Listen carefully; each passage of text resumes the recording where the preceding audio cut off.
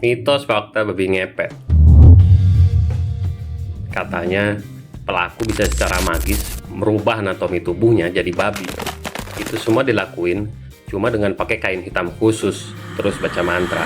Faktanya, secara biologis, perubahan DNA dan struktur tulang manusia untuk bisa jadi hewan dalam sekejap itu mustahil banget. Yang ada adalah misidentifikasi babi hutan asli, Sus scroffa, yang habitatnya udah rusak, sering masuk ke pemukiman buat nyari makan. Nah, pas kondisinya gelap dan warga udah panik, otak kita ngalamin yang namanya pareidolia, fenomena psikologis di mana otak maksa kita buat ngelihat pola manusia di benda atau hewan lain. Api lilin itu katanya representasi nyawa si babi. Kalau goyang, artinya dia lagi dikejar atau dalam bahaya. Kalau lilinnya mati, artinya si pelaku tewas atau kejebak dalam wujud babi. Kalau ditarik ke dunia kriminal tradisional, ini sebenarnya sistem komunikasi manual. Zaman belum ada ponsel, komplotan pencuri butuh kode buat ngasih tanda bahaya. Jadi si penjaga lilin di rumah itu tugasnya mantau situasi lingkungan.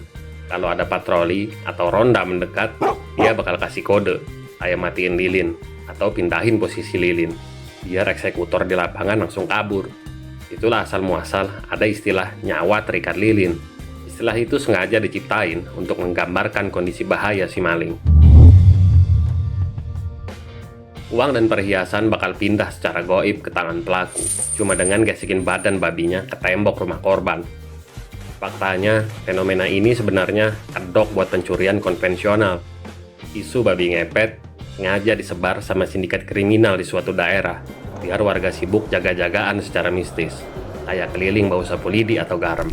Pas fokus warga terpecah, takut sama hantu, maling aslinya, yang lebih iblis dari siluman babi, masuk ke rumah target lewat pintu atau jendela yang nggak terjaga. Babi ngepet punya ilmu menghilang atau istilahnya halimun.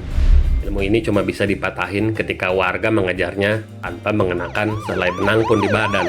Nah, nantinya warga yang mengejar itu bisa lihat dan nangkap sosok babi ngepet yang hilang tersebut. Faktanya, ini sebenarnya teknik gaslighting atau manipulasi psikologi paling ekstrim.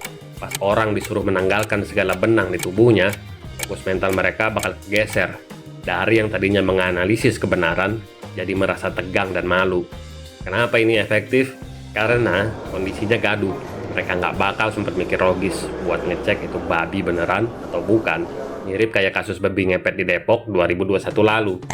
Mereka terlalu sibuk dengan situasi aneh yang diciptakan si provokator untuk nutupin fakta bahwa babi itu hanyalah properti yang dibeli secara online.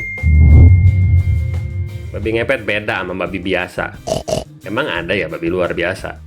Babi ngepet punya tatapan mata mirip manusia, dia kelihatan sayu. Ini dianggap sebagai ekspresi penyesalan dari pelaku karena udah jadi babi ngepet dan endingnya ketangkap warga.